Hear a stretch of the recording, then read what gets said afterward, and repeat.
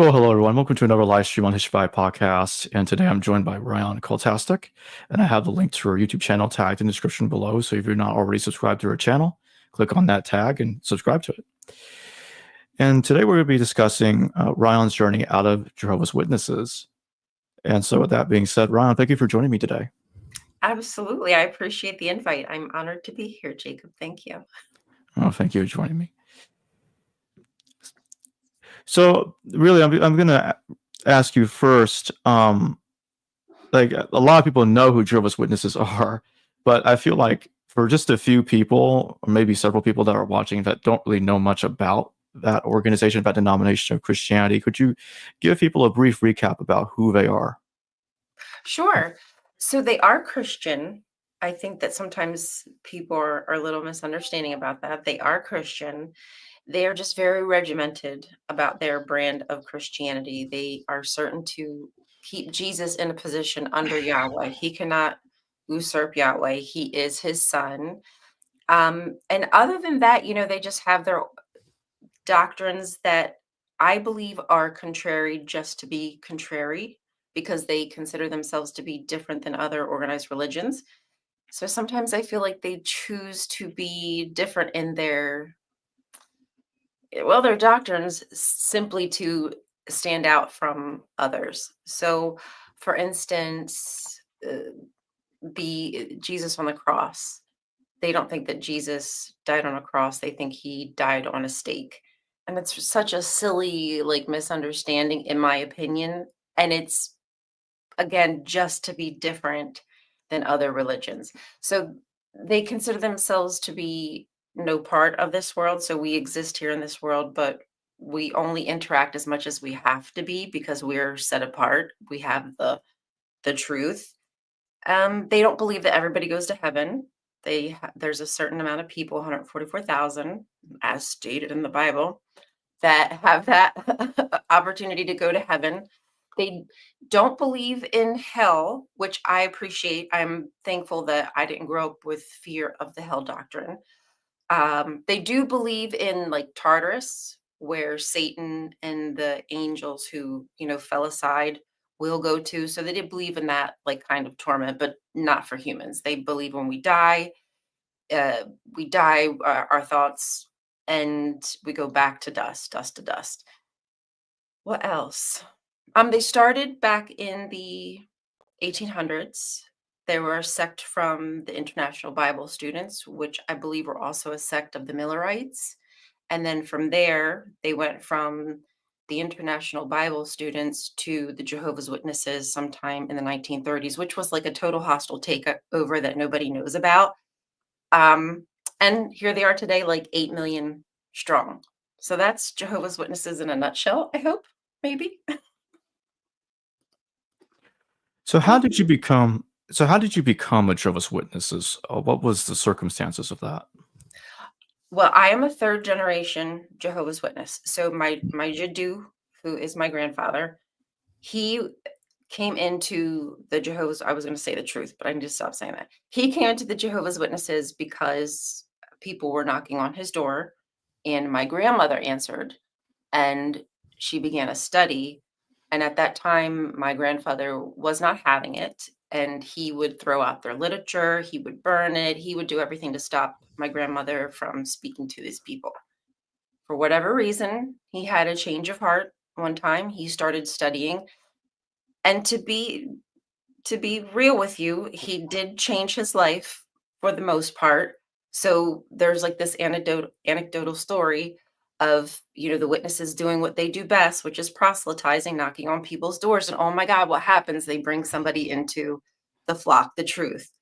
So you have this story that's always like bragged about, not even just like in our family, like other people kind of brag about this story about how horrible he was.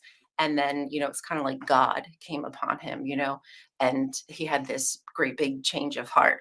And I'm thankful for that.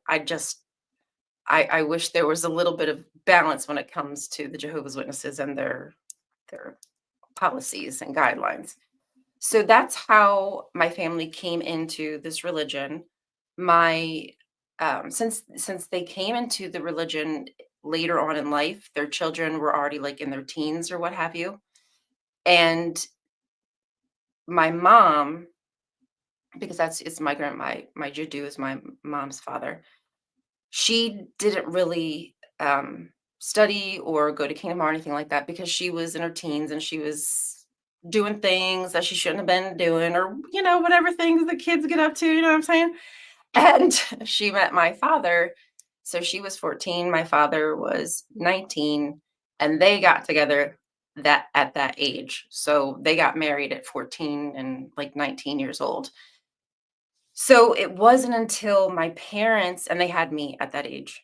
So it wasn't until my parents were like 19s, 20s, early 20s, where they started to study because they were having issues in their life with drug use, things of that nature, alcohol, etc. So they were hoping for that same anecdotal type of story where, hopefully if I pray for these things and I try really hard, God's going to give me a change of heart. And guess what?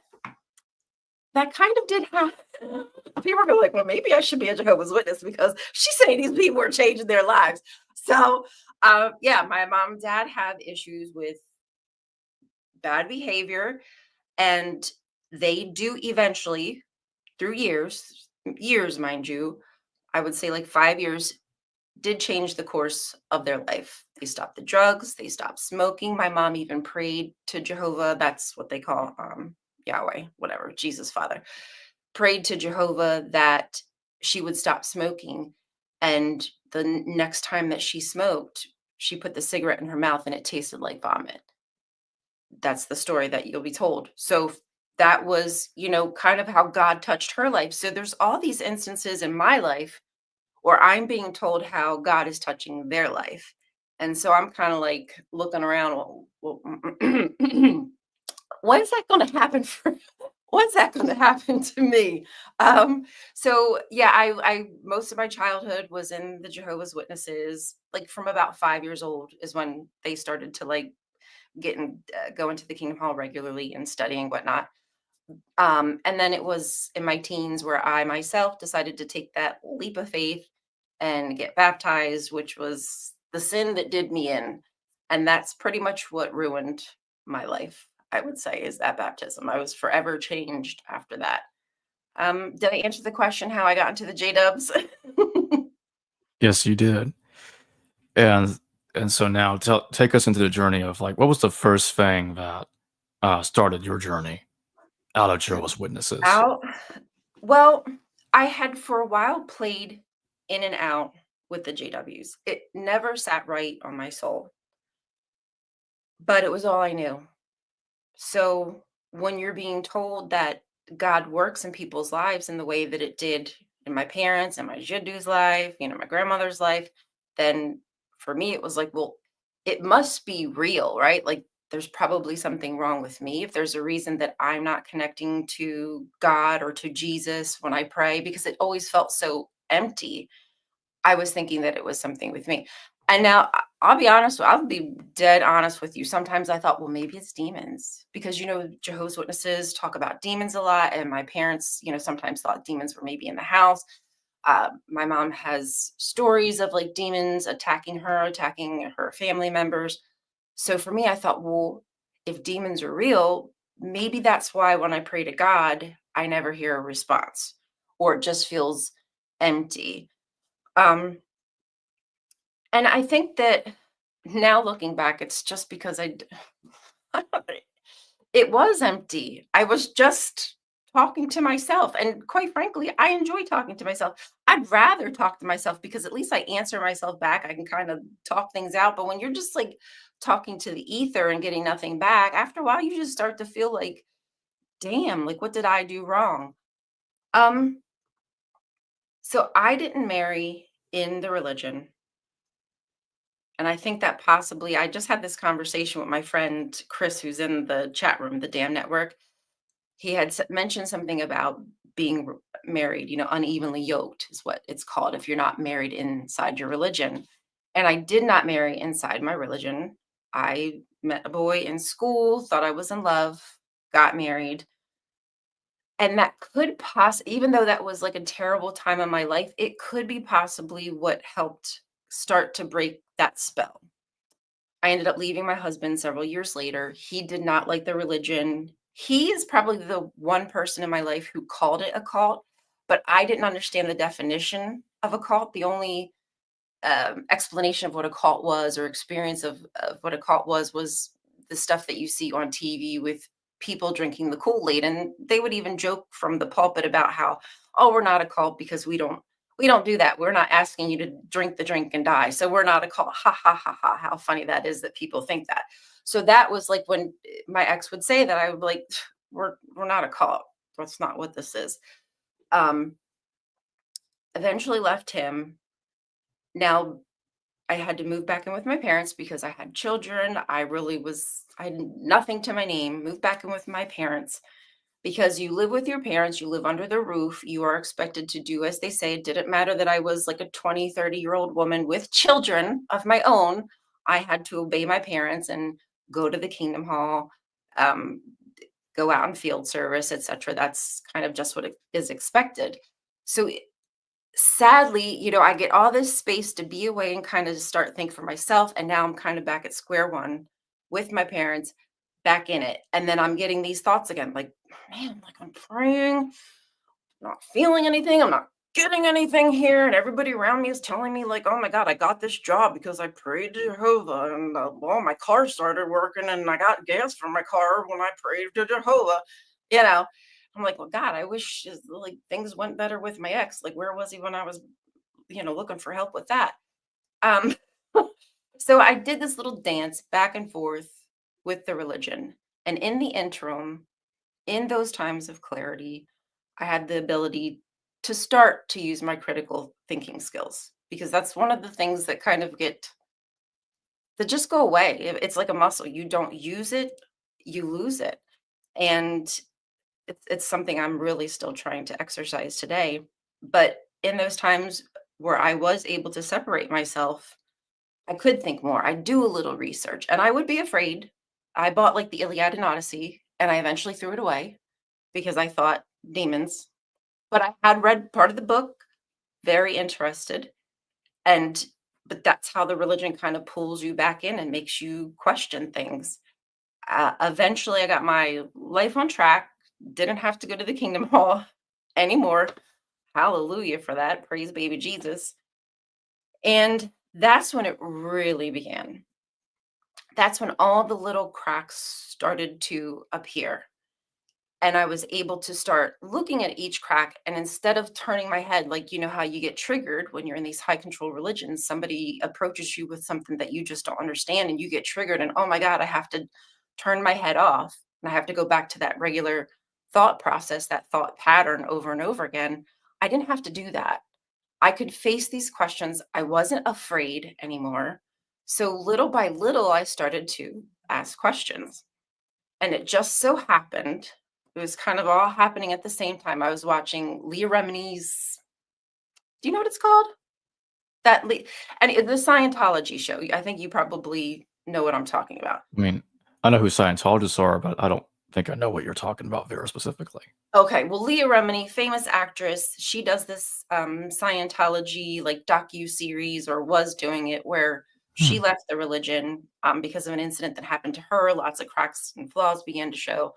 And I was watching that show and I was like, seems oddly familiar.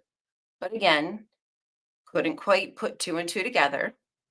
And then another day, my daughter comes up to me and she's probably 19 at the time. And she tells me that she was watching this TV show about cults and the Jehovah's Witnesses were featured. And she told me that she thought that there was a possibility that the religion I grew up in was a cult. And normally, I'd be like, cult, we're not a cult because we don't drink the Kool-Aid. I'm going back to that same thinking pattern. But instead, I was like, this is your daughter. Not going to brag, but I raised some pretty decent kids who I encouraged to think for themselves. I didn't really raise them religious because, again, it didn't really sit right with me, but I thought it's probably just me. But I'll let my kids figure that out. I won't shove it down their throat like it was for me. And I trust my kids. right? Like my kids have educated me on a lot of stuff, I promise you. Um, and I was like, oh, okay. And I was like, well, what's the show called? I went and watched the show. I was like, yeah, I think that you're right. I think that it was a call. She was like, well, what do you think? Like, what does Sitdu think? Sitdu is grandmother in Lebanese. And my mom, I was like, I don't know. So I did eventually kind of try to talk to my mom about how I felt. And I think at first she kind of received it well. She was, wasn't too bothered by it. I think now it does bother her greatly, bothers my family greatly because majority of them are shunning me. Um, but I think that again, having the ability to step away and give yourself the time to breathe and not fear and not just be complicit with the answers that you're given. I would ask these answers. I mean, excuse me, I would ask these questions about things that didn't make sense to me. And the answers are just lacking, or there's no evidence. It just doesn't make any sense. But I eventually started finding the answers for myself.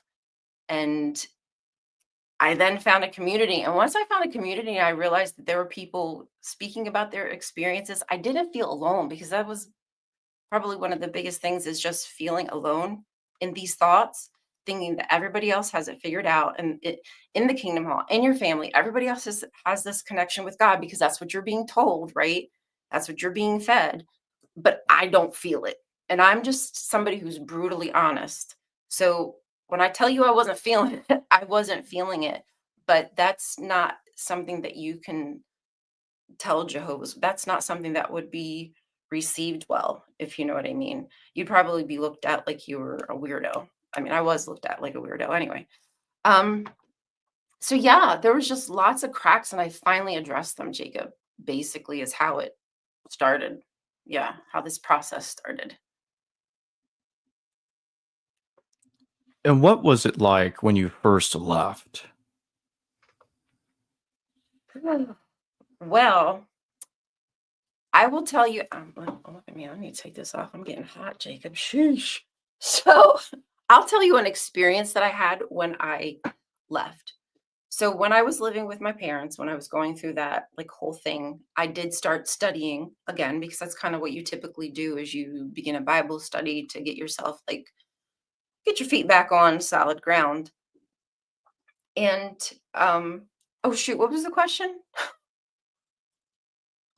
What was it like when you first left Oh, okay, Jehovah's right. Witnesses? Mhm. So when I stopped going to the Kingdom Hall, when I stopped the Bible study, I happened to have a friend who was studying with the witnesses.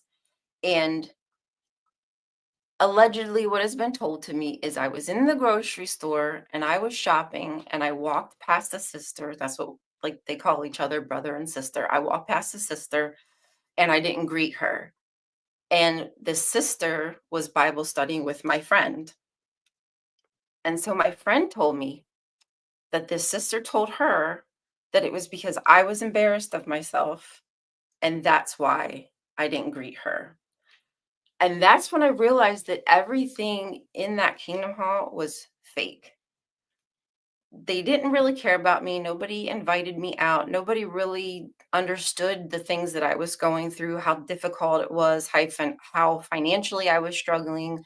But I was still like, making it to the kingdom hall. I'm doing all these things that I think are the right thing to do, and they're still judging me. So that I was done. There was never ever going to be coming back from that, and I don't care if people think like, "Oh, you're just mad because they called you out or what are you're just disgruntled." No. I realized it was all empty platitudes. Nobody actually gave a crap about me. It was all only based on what I could do for them and how much I was showing. And they claim to be a religion of like, "Oh, you can't be showy, be modest with your clothes and with your money and yada yada." Oh, but when it comes to things inside the kingdom hall, I have to be very showy. I have to make sure I'm placing literature and always talking about Jehovah. That doesn't make sense. That's hypocrisy. And the hypocrisy is really the one that's the thing that will really do these high control religions in if you can if you can nail that down. When you were in Jehovah's Witnesses, did you see or hear stories of major issues within the organization, like what's talked about here, like abuse, harassment, or other stuff like that? No, that was like one of the other little check marks on my list that was disappointing, because I do remember, like, one of the last few times I was in the Kingdom Hall, I remember them specifically mentioning how they would never allow things like that to happen. And that's kind of the normal talk when they bring up any kind of abuse. You know, as an organization, the Jehovah's Witnesses would never allow anything like that to happen. And you don't know, usually you don't know of any instances like that. Why? Well, it's because they do a really good job of covering up. I had no idea that there was so many court cases happening. I had no idea that they were in trouble in other countries because of their shunning practices. I had no idea that there were countries who, like Japan, and were frustrated at their no blood because so many people are dying. They do a very good job of keeping that from their members. And that is from this us against them mentality. And they put a fear of media, of education. Like, education is of the devil, is what they think. In not so many words, and probably those words exactly. So the rank and file, J Dubs, probably have no clue. Or if they have heard about these cases, think that it could be Satan. Mhm. Really sad. So, what other things would you say distinguish Jehovah's Witnesses from other denominations of Christianity? If you had to think of a couple of really big differences. Oof. So, I mean, I can give you like lists of the Mm. top 5 things the Jehovah's Witnesses do differently. Okay, so let me just tell you, like, as a child, if it's not obvious, I'm pretty animated as a person. I like to dance, I like to sing. Doesn't mean I'm good, and I don't care if I'm good. I do it because it feels good, right? So I was somebody who loved to sing in school and whatnot. And for the Jehovah's Witnesses, they don't have a choir. Just everybody has their songbook and you sing. They say, "Okay, we're going to sing song 143." They push the tape into the thing, they push the button, piano plays, and then you sing. And these oh my god. These songs, Jacob, they hurt your soul. They really, really do, because they're just so sad. And people sing like, "We're Jehovah's Witnesses. So you have an audience. It just hurts your sensibilities, doesn't it? Right? Um, I I so dislike that, but they had to be so different from other religions, where they would call out how people like feel in the spirit and they're dancing around, and they don't want to be anything like that. So their melodies are just very bland. um, so that's one thing. So you won't get a very jubilant orchestra when you go to the Kingdom Hall. You're just going to get some track and a bunch of people singing who have no clue. And that's fine. Again, like, I enjoy singing regardless if I'm good. It's just not fun. It doesn't get you in the mood to learn about Jesus. That's kind of part of the draw, right? Like, these big churches, they have the music going, they have the lights going, people getting their feelings, and they're starting like the Holy Spirit's in you. No, no, you're not supposed to have fun at the Kingdom Hall during the meetings.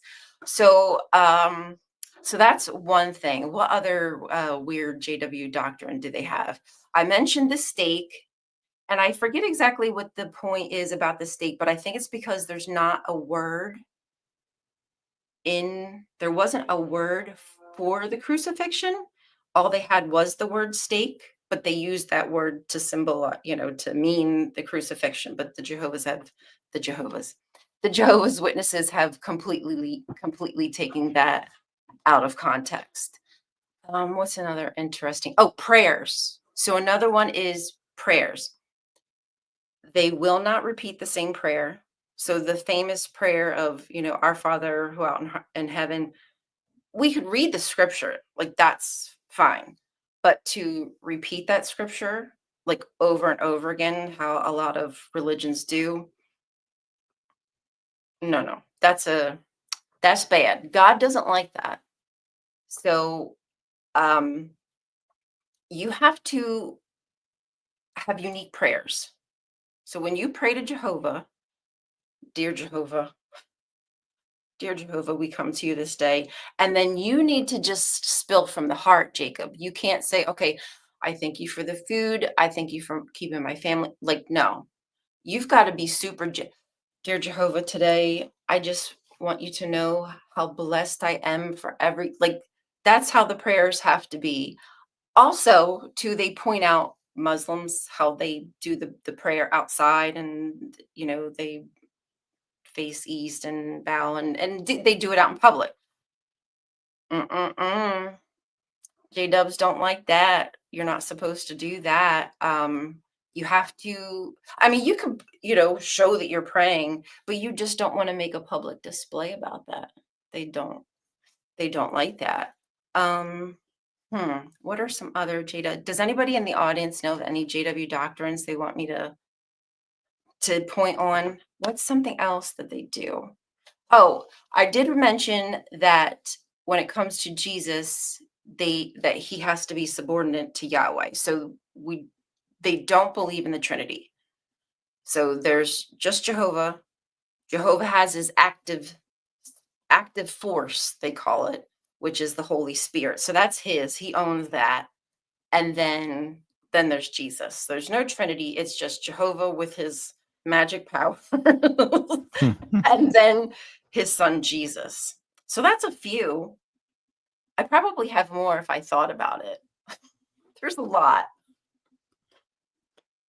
So you would say, based on what you just said, you would say that they pretty much strip everyone of joy. They take away joy from you. You're living a sad life. Is pretty much what it is. Yeah, you grow up separated from the world. That's what it's called. You're part of the world, but you're not part of the world. And you don't plan a future. Like you don't worry about a career. You don't possibly even think about having children because the end of the world is coming. Um, you don't save. Like you might not even have like a savings account. And a lot of these people are approaching, their old age. My parents are approaching old age, but they've not prepared for this because I thought that I was going to die as a teenager. I did not think that I would graduate. And in my 20s, I was still like, any day now, you can come any fucking day now with this damn over with. Please come and get me because I'm tired of this. I mean, there will be times where I felt like that would be so much better than what this is. So you start to wish for the end of the world because that's what's going to solve the problems. If you look at JW artwork, you just Google JW Armageddon, you're going to see pictures of people, a house gaslit, burning up in the background, and J-Dub's walking away like, this is fabulous. Take me to paradise. And what they don't tell you, like, here's another doctrine. When it comes to paradise, like that's what happens in the JW worldview. So there's heaven is, for only a few people, the 144,000. There is no hell. So either you get a chance to live or you're done. So taken out. The earth will be made into a paradise again because the earth was always supposed to be a paradise. If Adam and Eve hadn't done the things would be perfect. So what the JWs have to do is after Armageddon, so after the slaughter, after Jesus comes back and he murks everybody with his bow and arrows against the glack, glack, glack of the United States Army, then what happens is the Jehovah's Witnesses have to do the body work. They got to start cleaning up them bodies because there's going to be lots of bodies, Jacob. So as a child, I think that there's a possibility I might spend the better part of my life digging graves for people. Well and truly, like this is the imagery I have in my mind that there could be a possibility that Jesus and his army is going to come down from heaven and he's going to say, Ryan, I need you to go into your school and glack, glack, glack, glack for Jehovah. And what am I going to do, Jacob? If Jesus asked me to do that, I got to do it.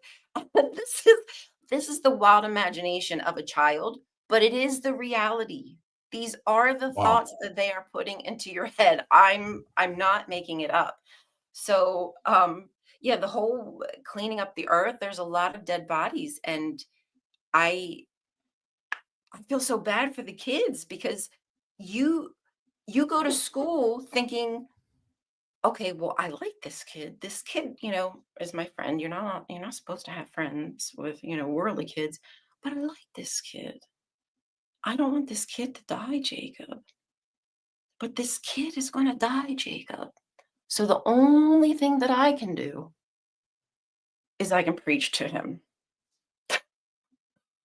So instead of worrying about playing and growing my pretty little brain, I got to worry about preaching to kids, and the responsibility of whether they live or die is on me. My teachers, basically anybody that I know in my life, if I'm not preaching to, what good am I? Because if they die, their blood is on my hands. So, yes, they are thieves of joy.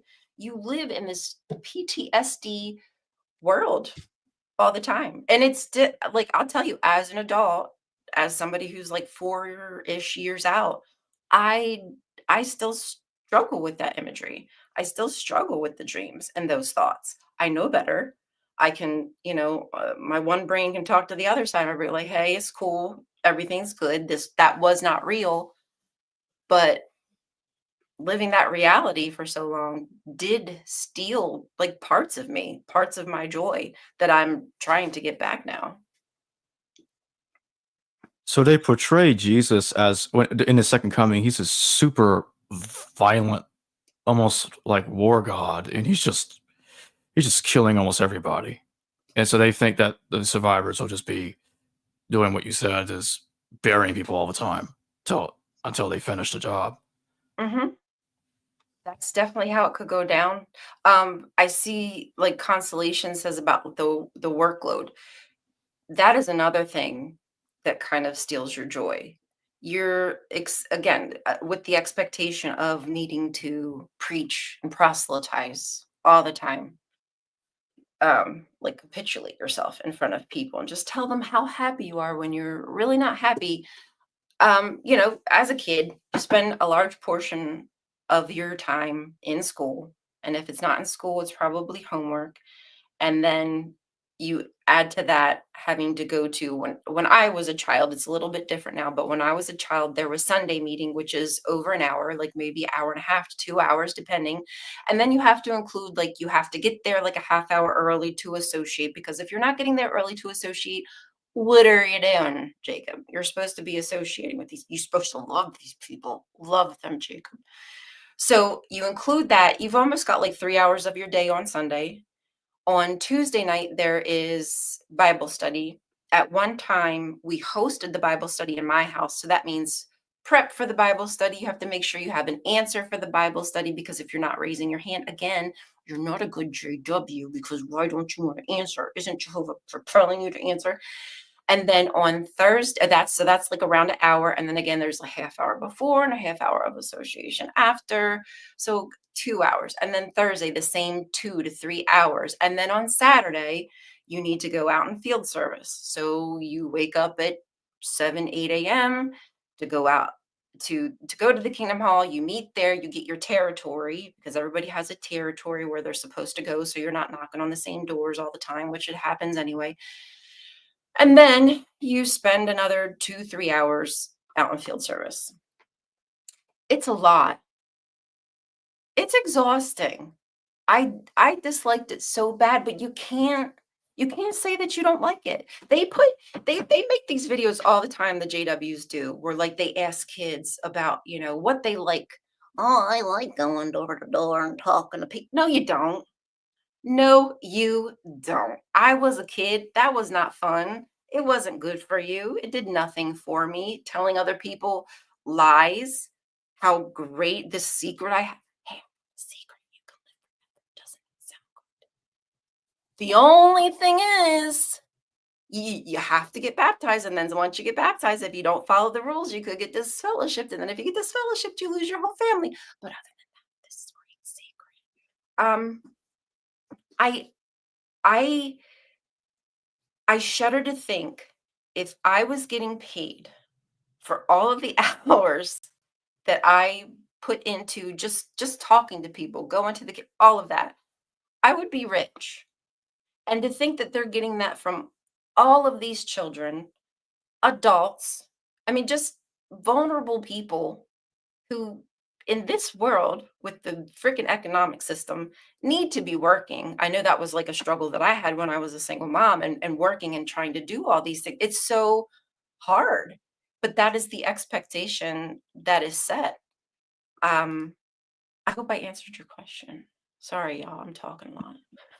Well, you answered it. It's no problem. Constellation Pegasus, thank you for your super chat and the other super chat as well. What was the wake up call? For me, it was 1975. A video on the website had me, I think you meant a video on the website had me thinking. It was the spark that led me to research. Yes. Okay. So I Constellation Pegasus. Constellation Pegasus. I think you and I have spoken before. So 1975 was one of the many times that the Jehovah's Witnesses predicted the end of the world. So this all started with Russell. He's like the founder of the religion back in the late 1800s. So the first, I believe, was like 18 something. It might even been two dates. There's been so many now, I've kind of forgotten them. But there was a few end of the world predictions in the late 1800s. And then once again, one of the biggest one that features in the JW doctrine, their theology, is 1914. And then from 1914, it went to like 1919, and then in the 20s, and then the 30s, and so on and so forth. And then obviously the one in 75. From what I know of 75, from the research I've done, so many people sold their homes and their cars and quit their jobs and didn't have families because they were being told, they were being fed information about the end of the world. Stay alive till 75. That is the actual quote. Stay alive till 75. And then when 75 rolled around and nothing happened, I think a lot of people stayed in because of that sunk cost fallacy. I think they just felt like, well, I've been here this long, it's got to be soon. And then, the 80s, it's got to be soon. And the 90s, it's got to be soon. And that's the stuff that I was being fed is like, oh, it's coming any day. I probably am not going to, make it through high school. And oh, really? You were a witness in 75? Do you remember any of that? Do you remember any of the literature? And part of the problem too, Jacob, is they lie and won't admit that they would put these dates out. They won't admit it, even though some of their literature even explicitly gives this rhetoric. I was They about to won't ask admit. you, but I was about to ask you how they deal with being wrong. Oh, well, that's really a good question because how they deal with being wrong is called new light. Have you heard of new light, Jacob? Do you want some? Do you No, want me to but try it? yeah, please tell me about it. Oh, okay. So new light is the way that they package up, when Yahweh beams down, just like you think of like Star Trek and you've got the beam coming down, just like that. That's exactly, no, I'm just kidding. But so this new light is revealed to them from Jehovah because he convenes with the governing body. The governing body is like 11, I think, 12, like 11 white man, one black man. What does God need of a starship? I couldn't help Yeah, myself. well, they did used to believe that Yahweh was from Pleiades. So their religion has evolved over time, but many of the Jehovah's Witnesses of today don't know that. Because they kind of bring out the new light and the old stuff just falls away and you're meant to forget about it. And if you don't forget about it, then you're an apostate. How Like, convenient. right. So you have to believe it, believe it, believe it, believe it, believe. And then at the moment where they say, oh, we changed something, if you don't change and stop believing, well, then you're an apostate. So the new light is the way for them to change things without having to apologize. So for instance, they've had new light about the blood doctrine. So I remember I said like 1,000 people die a day from like no blood. So one time they had new light revealed that you were allowed blood fractions. So if you if you take the blood and you know how you spin it down and then it separates into like the fresh plasma and whatever, there's like 4 parts or something. Dude, I'm not a scientist. So separates it all. And if you choose, if your conscience allows, then you can receive certain parts of the blood. So if you were going to, you were in an accident, excuse me, and you were losing a lot of blood and need a blood transfusion, you could possibly get certain blood fractions. But honestly, if you're bleeding profusely, that's not going to save you.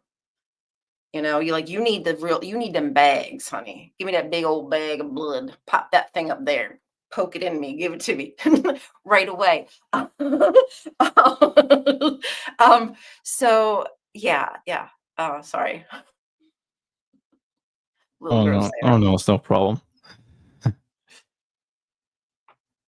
Constellation Bacon says, "Thank you for your number super chat." Ryan would understand the insanity of the Finnish mystery book published in 1917. They wrote, Jacob, you should look up one day just for funsies. Look up some of the books that they published. Like Charles Taze Russell published some really interesting works. He had some far out theories. And even beyond, up until like I'd say the 30s, they were still coming out with some weird, wild ideas. And then it did kind of settle down, but Russell thought that the end of the world, like there was a calculation in the pyramids. So like if you measure the pyramids and then you do this calculation, it led to like the 1914 date. And even on his burial spot, the tomb, the thing on the tomb, it was a triangle. It was, I guess, it was a pyramid with like an eye on it. So it had all this symbolism that was very akin to the Masons. So yeah, he was heavy into like mystery stuff. And again, I'm somebody who likes to think some far out stuff and have fun with doctrine. I see nothing wrong with that. But when you're putting it to paper and then you're telling people that this is reality, that's yeah, it was Freemasonry at the beginning. I think there was association with the JWs. Now I don't know. There could be some backdoor connections. I happen to think that a lot of these big box churches and organized religions have a lot of friends, like lobbyists behind the scenes, and they do a lot of things to help each other. Because at the end of the day, even though they don't agree with each other and they are kind of the enemy, they have the same goal, which is world domination and Armageddon, bringing the end of the world. Like the JWs are waiting for the end of the world. All these other Christian religions are waiting for the end of the world. It's just a matter of time, I guess. Well, thank you for the super chat, Johansson. Thank you. Godly Entertainment Live. Thank you for your super chat. I had Bible studies with 3 elders. I just wanted to see how bad the brainwashing was. I asked all 3 if we could just read the Bible cover to cover for Bible study, and they fled from that suggestion. They wouldn't do it. Now listen, I think that the JWs are apt when it comes to their Bible study. They probably have enough scriptures memorized that if they came to your door and you're the average person that doesn't know much, they would be able to charismatically bring you in, right? Show you a few scriptures that sound really good, promises of a better day, no more tears, no more mourning. That sounds great to people, especially when you catch them at an opportune time, which is, why it's so important to go door to door, because you just never know if somebody just got back from a funeral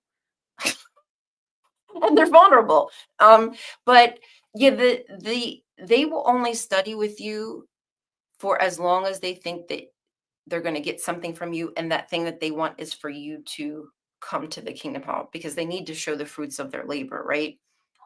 So if they don't feel like that's going to be the outcome, they really won't waste their time. They probably could tell, like, oh, you want to go word by word. No, we don't have the scruples for that, babe. Sorry.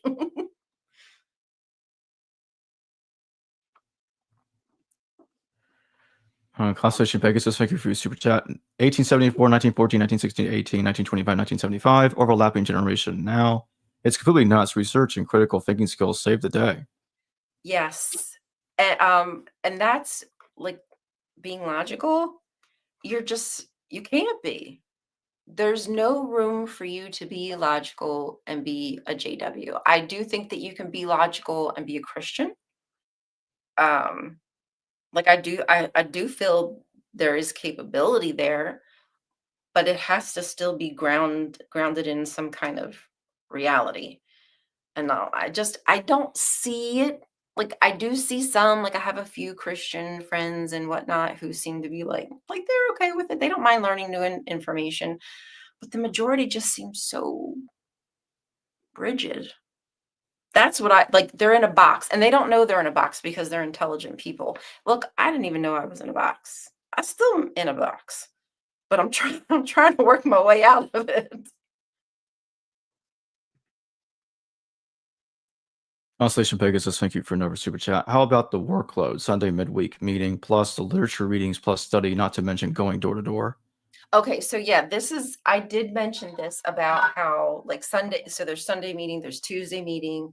I think they got rid of the Tuesday meeting. There's Thursday meeting, Saturday field service, and then Sunday meeting. But Sunday also, a lot of times you did go out in field service. And then in the summer times, when the kids were off school, they would do like evening witnessing. So they'd pick like 1 or 2 days of the week, and then they would go out in the evening. So, you just got home from a long day at work and now you've got to answer the door to the JWs when you're trying to stuff your face with dinner. Good luck. Congratulations. You're welcome. Have there been any attempts to, like within Jehovah's Witnesses, to recognize it, even among those that don't leave and don't question the religion, that denomination, but do they attempt to reform how it works to try to prevent it from being so miserable? Or has there been no attempts like that at all? Okay, well, so the new light that I spoke of, recently there has been changes, and I will applaud when changes are made that I do think are good for the people. And I do think that these changes are good. So for instance, women always had to wear dresses in the Kingdom Hall, not outside, but like going in field service. Anytime you're representing the JWs, you have to be in a dress. And recently they changed it that you can be in like dress pants, which I think is really great because it almost gives you a little more, as far as I was concerned, a little more ability to be flexible with dressing. Like I didn't like to wear dresses outside of the Kingdom Hall. So all the dresses that I owned weren't good for me in the outside world. So now it's kind of like flexibility. Your money goes a little bit farther because you don't have to buy like 2 sets of clothes. So I think that's really cool. What else? Oh, well, here's a joke. Here's a joke. So here's another new light. So the Jehovah's Witnesses have this disfellowshipping policy. You can get disfellowship for sitting. And when you get disfellowshipped, it means you're no longer to have association with your friends or your family. So your whole support system, poof, gone. For disfellowshipping, because they've had issues recently in Norway and their religious registration has been revoked because of their shunning policy and how it has harmed children specifically, but it harms other people. They've recently changed the word disfellowshipping to removed because it's a really big difference. If you didn't notice, it's really big difference. It's not a big freaking difference at all, Jacob. It's the same damn thing. It's just a rose by any other name still smells like poop. So they put lipstick on a pig. So now, allegedly, what the difference is with removed is now they're allowed to greet you. Okay, so before I'm disfellowshipped, I walk into the Kingdom Hall. I'm a ghost. Nobody looks at me. Nobody sees me. I don't freaking exist. But now, because it's removed, they can say, "Hi, Ryan." Yeah, I know, right? Like, woohoo, big changes. So now they're allowed to greet me. That's it. can't hang out with me. And though you could invite me, if you saw me outside, you could invite me to the Kingdom Hall. So wow, you go from being my friend who hangs out with me, goes out to dinner with me, to somebody who can say hi to me and invite me to the Kingdom Hall. And if I don't want to go to the Kingdom Hall, they're not going to keep talking to you. So that's been some of the new light that has happened and the improvements. But you see that they're not they're very disingenuous in their changes, because it truly means nothing. They still have that grip on people, that fear of, stepping out of line. Something that they could change, that hey, J-Dubs, governing body, if you happen to be listening, perk your ears up if you would. How about you give women the ability to hold the mic? So there's privileges in the Kingdom Hall, and you can pass the mic around. So they ask questions at their meetings. Now, you're expected to give like a very specific type of answer. Like, you're not going to be getting all like philosophical with it. You're going like, Jesus said that he gets on the donkey and he goes to the next city. Like, that's your answer. But only the men can hold the mic and walk the mic around and pass it to the person who's raised their hands.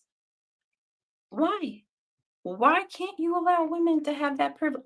I wanted that privilege. It's a stupid privilege, Jacob, but I wanted it. I wanted it because I deserved it.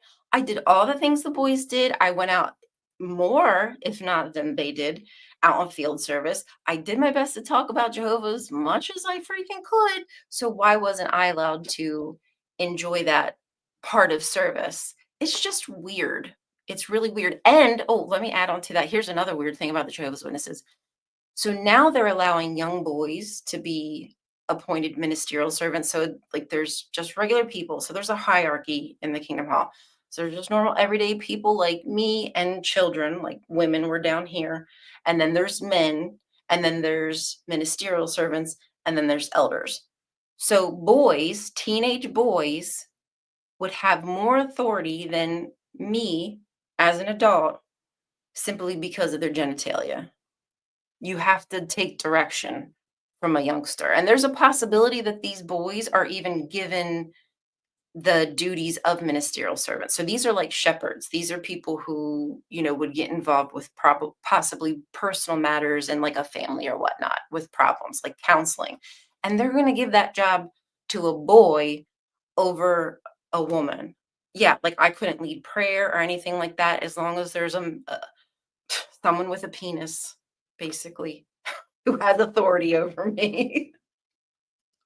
Sorry, Jacob. I know I'm throwing a lot. There's like so much. Oh no, I understand. We have another super chat here. Godly Entertainment Live, thank you for number one. They made all those changes as fellowship individuals because they got tired of getting slammed in court. Yep. So much for the mighty power of Jehovah. Can overcome I a know, courtroom. Right?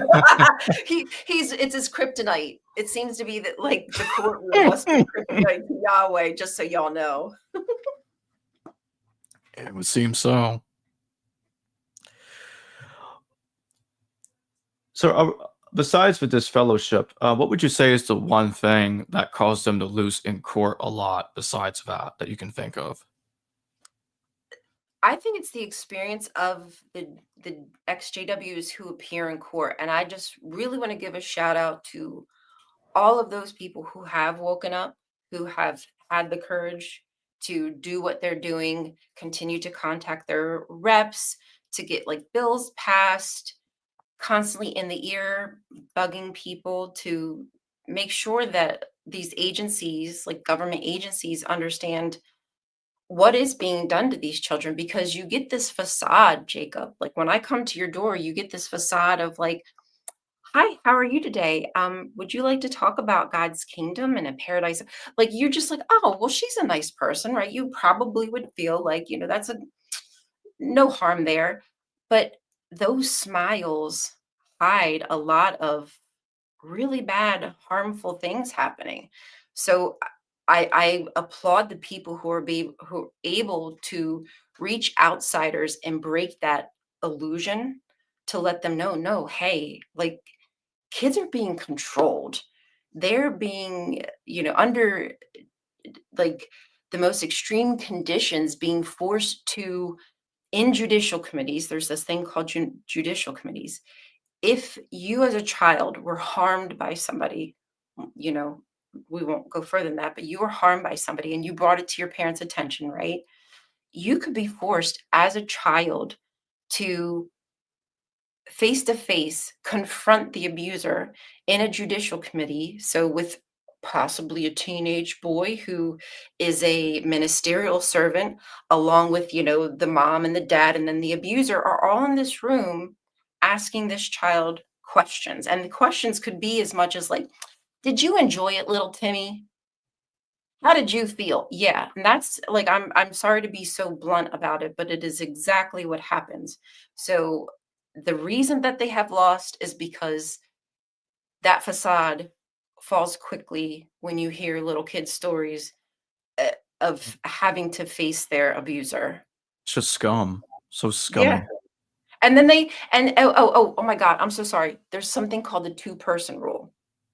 So in a case of abuse, so say the child, okay, they tell their mommy, brother so and so touched me. Okay, so now everybody's in this judicial committee. If somebody didn't witness brother so and so touching little Timmy, there's not a second witness, which means it did not happen. There's Unbelievable.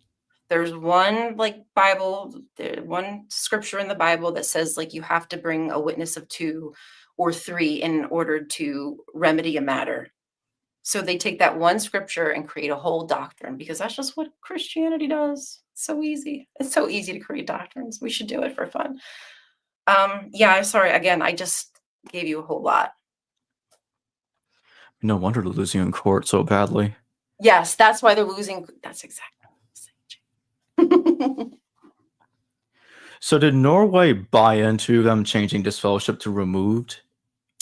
No. So what happened, I believe, and I'm sure people in the audience can correct me, is that back in 2019, they had changed some of their policies. And so that meant that every religious organization had to like fill out this paperwork and say, we're following human rights laws, right? So the JWs fill out this paperwork. Now, because of the amazing XJWs who have brought all this information to the attention of government agencies, what are they called? The ministries. They're different ministries. That's like what they have over there. Is what I was told. The different ministries. So this specific ministry knows like what the JWs are up to. So they're like, oh, well, you filled this out. You said that you don't harm children. You're following all the laws, but actually you're not. So that's why they got their registration revoked.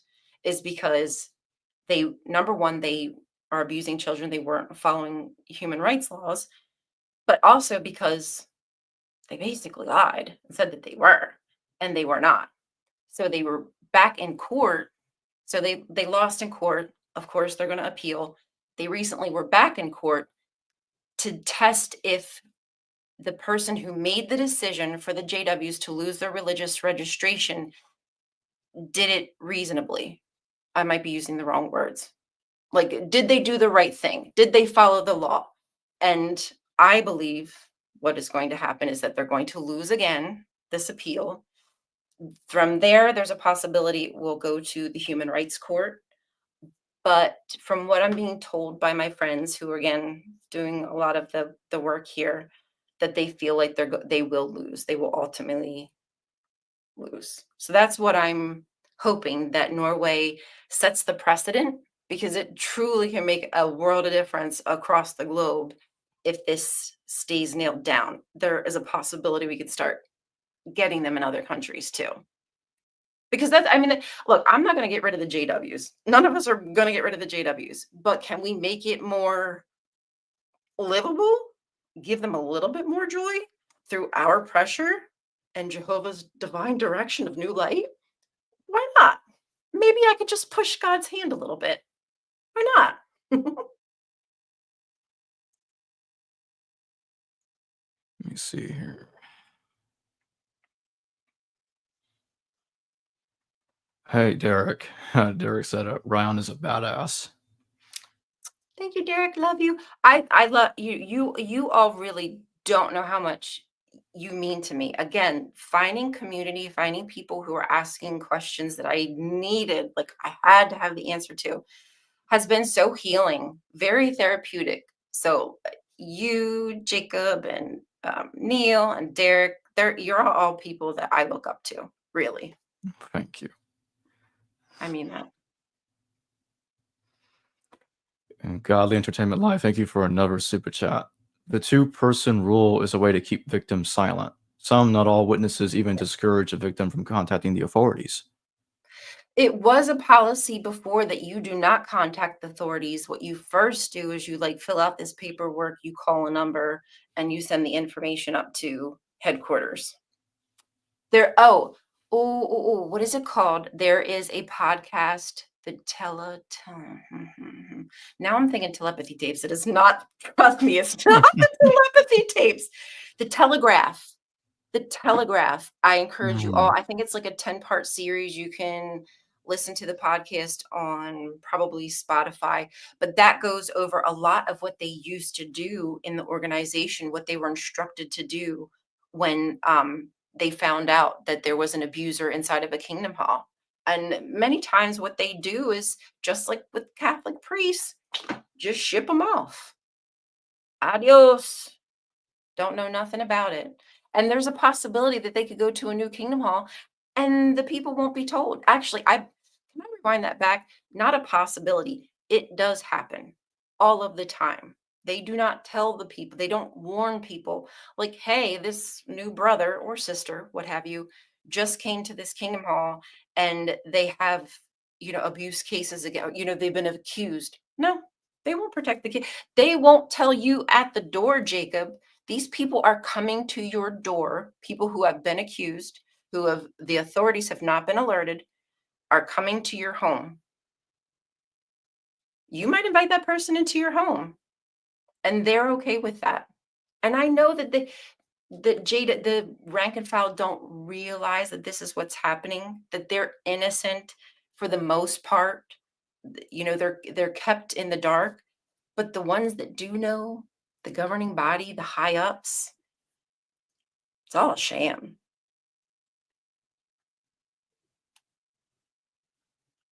So do they think that Jehovah is okay with covering up pedophilia or other things that go wrong in their organization? Do they think he condones this kind of stuff? Is that why they do this? What they will tell people is that, so what they'll say is they're not perfect, but they don't need to apologize for the mistakes that they've made when they have to change something.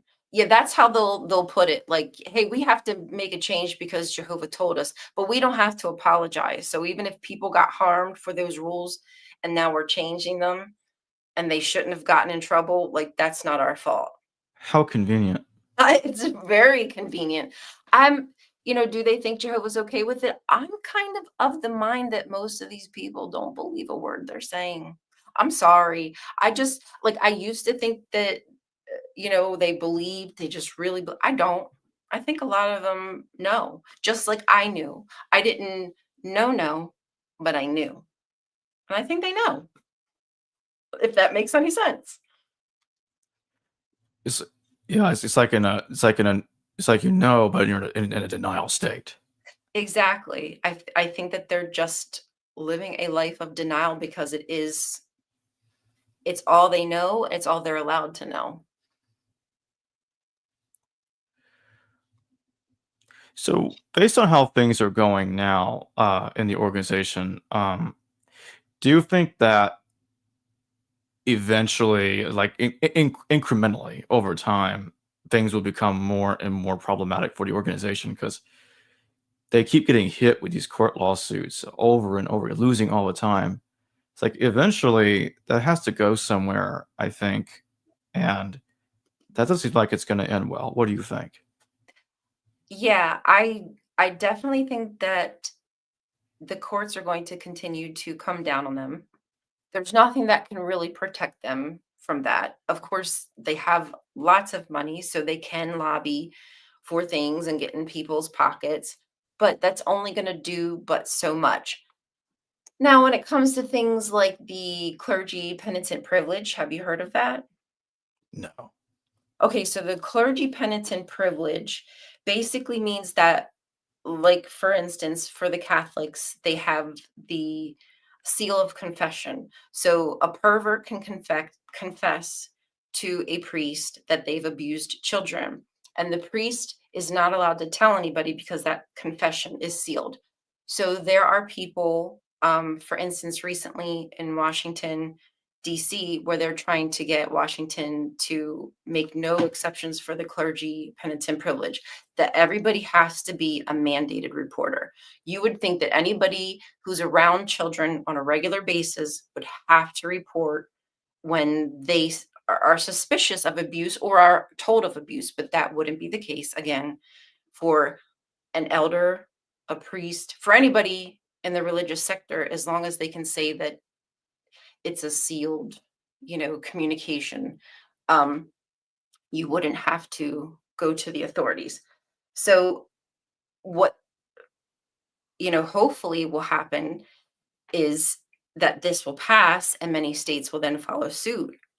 But the JWs, like the Catholics, are fighting this because they don't they don't want that to happen. And it has nothing to do with because or protecting children. It's all about protecting their own booties.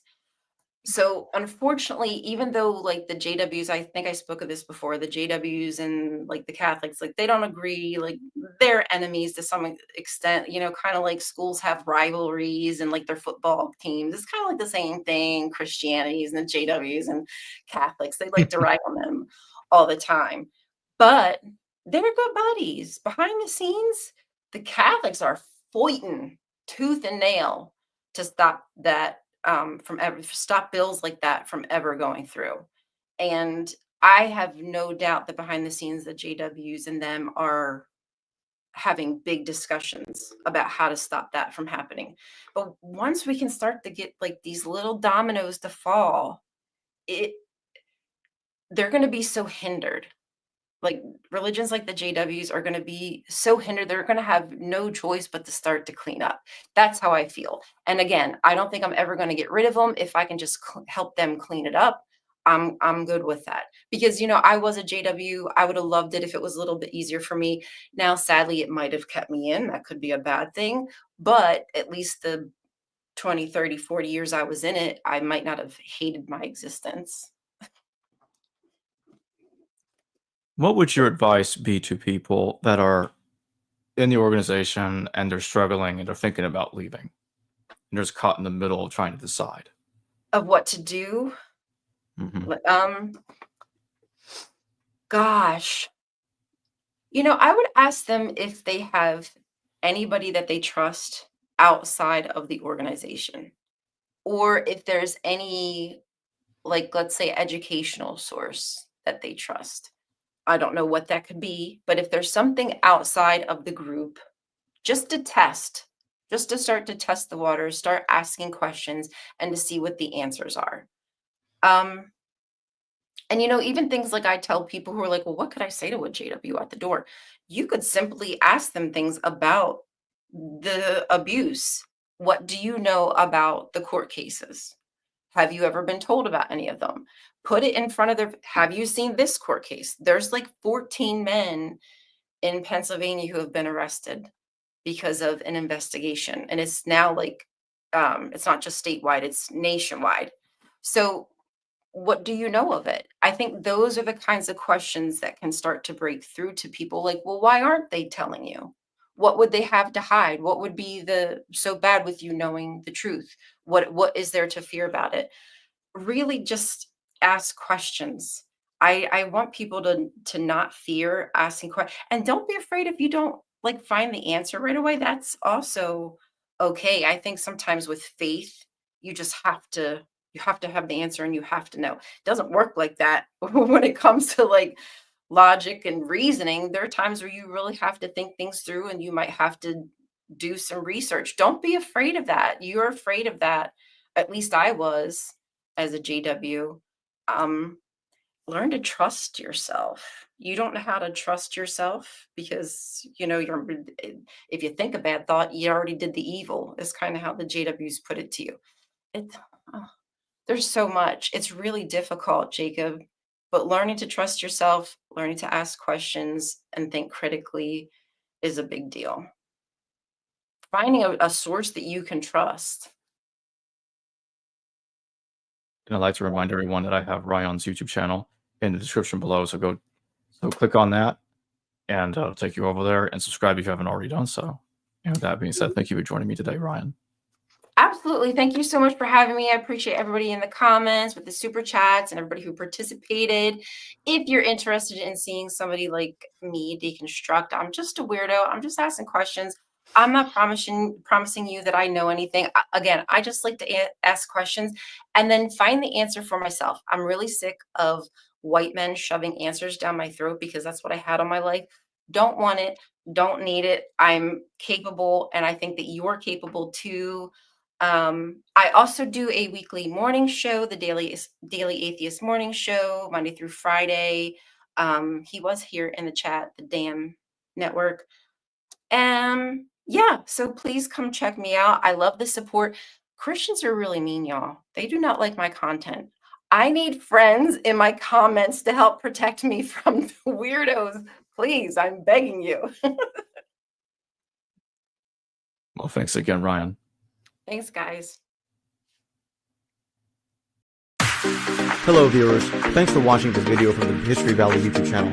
Please don't forget to subscribe and hit the notification bell. And if any of you wish to further support this channel, please consider checking out this channel's Patreon page and becoming a patron, and or donate through PayPal or through Super Chat during your live stream. Thank you.